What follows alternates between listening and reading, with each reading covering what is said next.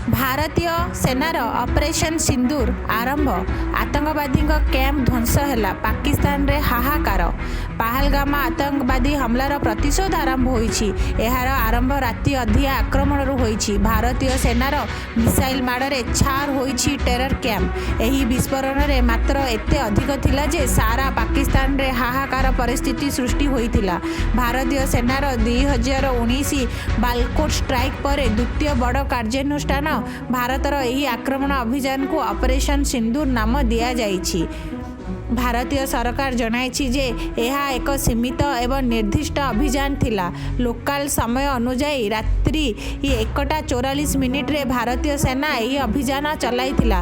पाकिस्तानी सेना ए पर्यंत कौनसी प्रतिक्रिया देई नाहंती, किंतु से माने सीमा अंचल रे सैन्य संख्या वृद्धि करिसेंती। भारतीय वायुसेना एवं सेना संयुक्ति भावे 9टी आतंकवादी लक्ष्य उपरे प्रहार करिछि।